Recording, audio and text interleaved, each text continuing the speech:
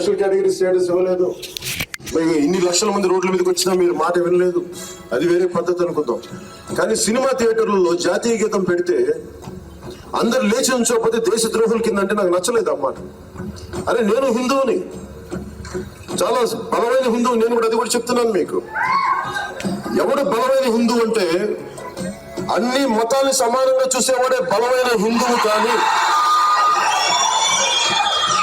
ముస్లింని నరికేయండి, క్రిస్టియన్లు ఇక్కడి నుంచి పారద్రోలండి అని చెప్పేవాడు హిందువు కాదు.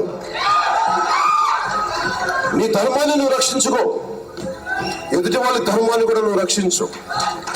నీ ధర్మంలో తప్పులుంటే ఎంత బలంగా నువ్వు తిడతావో ఎదుటి ధర్మంలో కూడా ఎవరైనా సరే మతాన్ని తీసుకొని వాడుతుంటే వాళ్ళు కూడా అంతే కన్వీనియంట్ గా మాట్లాడకు. ఈ దేశాన్ని అందరూ కన్వీనియంట్ గా చేశారు. సో ఎంత సొల్లేందుకు కానీ విషయం చెప్తా క్లియర్ గా ఆయన చెప్పిన మాటలే. జాతీయ గీతాన్ని సినిమా థియేటర్లో పెడితే అందరూ నిల్చోవాలా అని చెప్పినటువంటి మహానుభావుడు జనసేన అధినేత పవన్ కళ్యాణ్నే.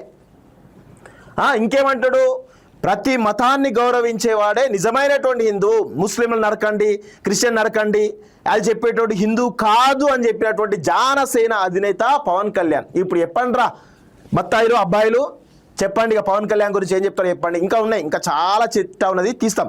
ఇక రేపో ఎల్లుండో ఇవన్నీ రోజు నడుస్తూనే ఉంటుంది, ఇక ఇది కంటిన్యూ అవుతూనే ఉంటుంది, ఆగదిగా. తెలంగాణ ఆత్మగౌరవంతో తెలంగాణ అస్తిత్వంతో గొక్కున్నారు కదా, ఇప్పుడు చూపిస్తాం తెలంగాణ ఆత్మగౌరవం ఏంది, తెలంగాణ అస్తిత్వం ఏంది, తెలంగాణ పోరాటం ఏంది, తెలంగాణ యోధుల వారసత్వం ఏందో బరాబర్ చూపిస్తాం బిడ్డ, గుర్తుపెట్టుకోండి. గిదా హిందుత్వం గురించి మాట్లాడుతున్నారు, సనాతన ధర్మం గురించి మాట్లాడుతున్నారు, లెఫ్టిస్ట్ గురించి మాట్లాడుతున్నారు, తెలంగాణ గురించి మాట్లాడుతున్నారు, ఆయన చారిటీ గురించి మాట్లాడుతున్నారు. అన్నిటి గురించి కూడా మడత పెట్టి చూపించిన, మీకు మడత పెట్టి విప్పి అన్ని రకాలుగా చూపించిన కదా. ఇంకా క్లారిటీ కావాలంటే రోజు చూపిస్తా, చూడండి మీకు అందరు చూపిస్తా, జానా సైనికులందరికీ కూడా చూపిస్తా, రోజు చూపిస్తా. ఇది పరిస్థితి, పవన్ కళ్యాణ్ సంబంధించినటువంటి పరిస్థితి. మిత్రులారా, నేను ఒకటే అడుగుతా ఉన్నాను, జానా సైనికులు మీరు మంచిగా మాట్లాడితే మేము బరాబర్ మంచిగా మాట్లాడతాం. మేము తెలంగాణ ఆత్మగౌరవం మీద, తెలంగాణ అస్తిత్వం మీద దెబ్బ పడుతుంది అని తెలిస్తే 100% తిరగబడతాం, కలబడతాం, కొట్లాడతాం, దేనికైనా సిద్ధంగా ఉంటాం, గుర్తుపెట్టుకోండి.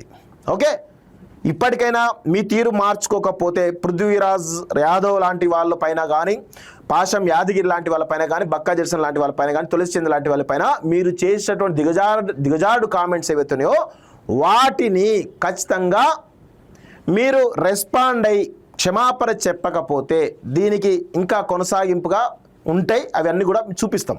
ఏంది సినిమా, ఇంకా చాలా సినిమా ముందుంది, ముసళ్ళ పండుగ, నో డౌట్ అలా. సో ఇది పరిస్థితులారా.